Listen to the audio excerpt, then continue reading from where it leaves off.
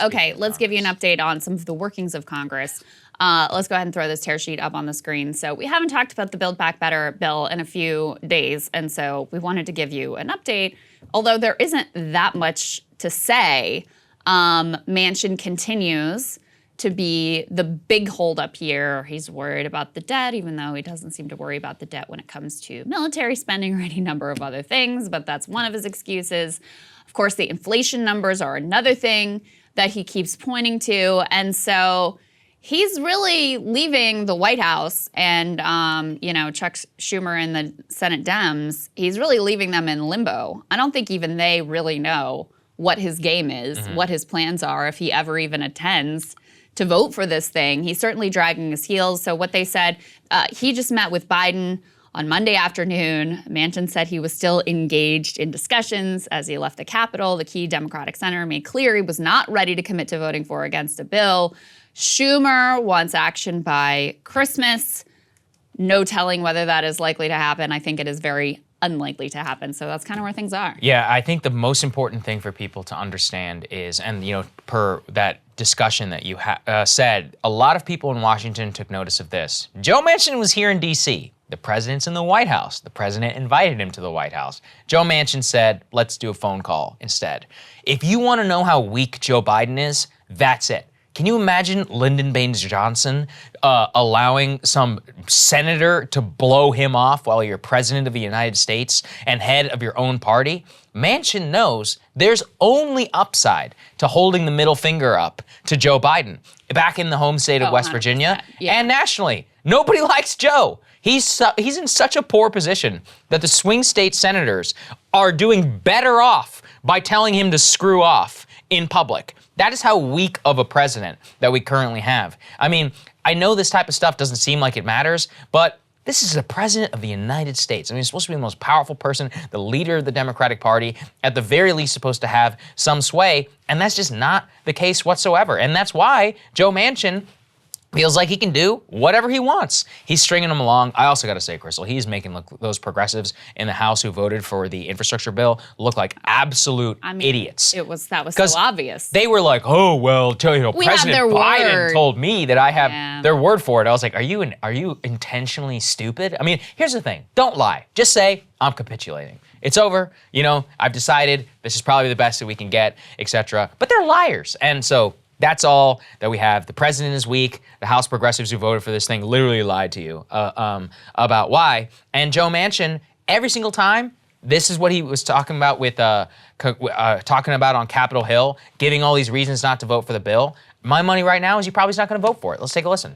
And Schumer says December 31st, maybe December, that he'd like to see this, or will it be when you all come back? I know people have been in a hurry for a long time to do something, but I think basically we're seeing things unfold that allows us to prepare better.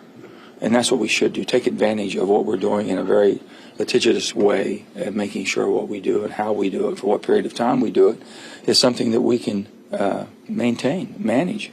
My grandfather used to say, unmanaged debt will make a coward out of the decisions you make. And we're now at 29 trillion, and we'll be pushing on to 30 trillion. And I'm sure that Mr. Powell, with the feds, they're going to have to make some decisions pretty soon here. And I'm understanding that he is considering things that we've talked about. Quantitative easing should be reduced or eliminated as quickly as possible. And the interest rate's going to affect all of us if he has to increase interest to try to control. Senator, what is your message going to be to President Biden today when you guys talk? No, I don't have messages. I basically go and have conversations whenever the president calls me or wants to visit. We visit and we talk genuinely as person to person, as two people that have had the experience of being in the Senate, him much longer than me, understanding this process, and being extremely respectful and very friendly.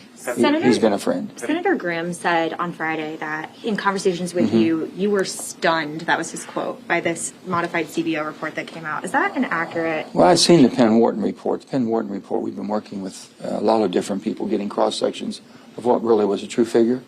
And we've seen figures pretty high on that. And then when the CBO came back and confirmed that, and CBO's figure was even a little bit higher, I think it's very sobering.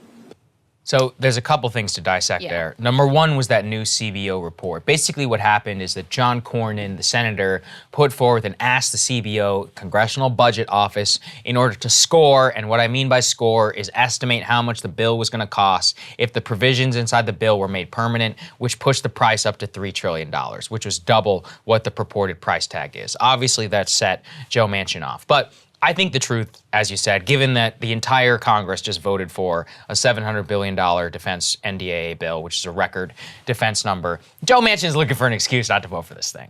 And that is what comes out very clearly to me. I mean, there's two things here. Sadly, our politics are so just eaten by culture war that the specifics of the bill don't really matter. Yeah, nobody even knows. Even though, you know, if you look at the numbers on this provision, that provision, whatever, you'll get a majority support in West Virginia. He is politically playing to his interest just by opposing the Democratic president. That's the details don't matter. I mean, that's what's so sad about how partisan and tribal everything has ultimately become. The news media is total trash, so they don't educate anybody about what's actually in these bills, what's at stake, any of that. The Democratic Party is total trash, so they fixated on the top line number versus what any of these programs ultimately mean. And so then it just becomes like a whose side are you on kind of a game. And the other thing here is obvious, which is that Manchin is serving his donors' interests, which is what his primary goal and concern is. Right. And he's able to couch it in this, like, oh, I'm concerned about the deficit, I'm concerned about the inflation, et cetera, et cetera. And to your point about progressives, it was always clear what the game was going to be because it was always contingent on like, oh, and we'll see what the CBO score is. Even from the beginning, there was never any like, oh, 100% we're going to be on board with you. So they always had given themselves an out of if the CBO score comes in some way that we don't like, which you have no control over, then we don't know if we can ultimately vote for this thing. What really happened, the reason that progressives totally folded and capitulated from their original position was because Glenn Youngkin won in Virginia. And there was starting to be all this, like, you know, the media was moving to blame progressives for actually holding the line on this thing. And as they always do, they freaked out, they panicked, and that's where we are. Because God forbid that, you know, Wolf Blitzer says something critical of you. It's really, really sad and pathetic. And the other thing that's sad and pathetic is I can't even get that upset about it at this point because there's not that much left in this thing to get that upset about. I mean, even the one thing that I was sort of like, okay, well, this is a major step forward, the universal pre-K, it's anything but. As Matt Brunig and others have dug into the numbers, first of all, states can opt out of it, and many of them will. Which they will. And even some blue states are not sure that they're going to take up the program because State the of Oregon. funding. Right. Oregon, because the funding is so insufficient. And it's also just the funding mechanism is really weird and strange and insufficient. So even some blue states are saying, I'm not sure we're on board with this. The idea that this is universal pre-K is a complete farce. And then when you represent it as universal pre-K to the public, and then it doesn't end up being universal pre-K, how do you think that's going to go? So listen, as we said from the beginning, Joe Manchin is a corrupt pain in the ass. Kyrsten Sinema is a corrupt pain in the ass. But Joe Biden owns this because he could have come out of the gates at the beginning when there was a major political pressure in places like West Virginia and everywhere across the country to get something done, to deliver during the pandemic, some additional relief. He could have put major agenda items on the table then and there. That was mistake number one. Mistake number two was thinking that it mattered to anyone outside of the Beltway, whether you had a few bipartisan votes on the infrastructure deal or not. Everything got bogged down once they separated these pieces out, and Manchin got what he wanted. He wanted the infrastructure deal because the donor class wants it. He got that part. So now what incentive does he have to play ball? He holds all the cards, and the Biden administration deserves whatever they get. No, they absolutely do. It's their fault. And just to show you how big of morons that they are, guess who they sent to New Hampshire in order to go sell this thing? Put this up there on the screen.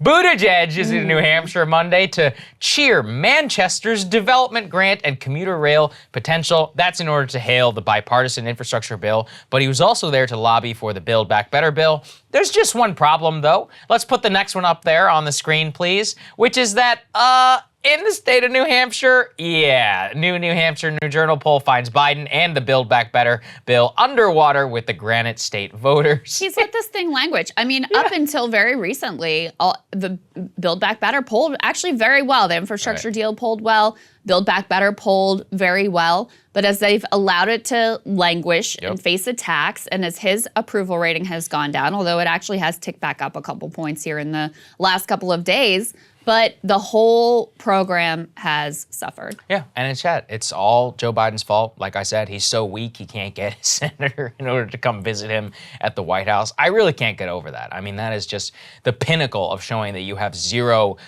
That's like lame duck level, inability here in Washington. Next Manchin's going to force him to come to Congress or something. Come to his houseboat. No, unironically, that might actually happen. He's going to beg on his knees on the houseboat, and Manchin still probably will still say vote no. for the thing. And at this point, he's probably doing him a political favor. I mean, nobody's going to care if this thing passes. I know it may sound callous. Yes, there may be elements in there that you like or not. But look, I've watched this thing. It's a political dog. It's probably as bad as Obamacare. Obamacare at least had the pre-existing conditions thing. This doesn't even have close to the same type of popular provision within it. And the Democrats, Biden in particular, sank the whole country over the last couple of months. I don't really It's his own think, fault. I honestly don't think politically it matters that much one way or the other whether it passes. You might be right. Yeah, I mean, listen, there's some investment in climate change. There's some investment in preschool. There's some investment in childcare. There are some marginal increases here that are better than the state of, the status quo. But is anyone really going to notice? Is this going to be a game changer in terms of it? No, not really. I heard it put it this way. They would have been better off going all in on a single program for the same price tag. But because they had to do reconciliation and please a bunch of different coalitions and interest groups, then what they ended up doing is half-ass measures across the board 100%. on everything. So now nobody can point to a single thing like I just did with Obamacare and say, well, at least it has that one thing. It's like, no, this part expires, that part expires. This is block grants to the states what they can opt in and out of. This could actually make things more expensive. This has this part, but it only applies, and this isn't. Your eyes are going to glaze over, and they should, because it's just a bunch of BS. It's perfect, actually. This is the perfect example of what happens in Washington whenever you try to do things on a single up or down vote. They just completely crash and burn. And let me also say, I mean, part of that failure was deciding not to do anything about the filibuster. That forces them into the reconciliation process. So that's another tactical, strategic error that's incredibly significant. But the other thing I would say is, these people talk about existential threats to the country, existential threats to the planet, and then they just dither. I mean, they do not come even close to acting like there are actual, real, challenges, let alone existential threats. And I think that's, it's very obvious that they didn't mean what they said when they were talking about those things. Yeah. If you want real proof, there it is. Hey guys, thanks so much for watching. That's right. Just as a reminder, you can become a premium subscriber today. Watch the full show completely uncut, our reactions to each other's monologues. You get to listen to it. You get to ask us questions, all that good stuff. Link is right there in the description or at breakingpoints.com. Best of all, great way to say screw you to the mainstream media.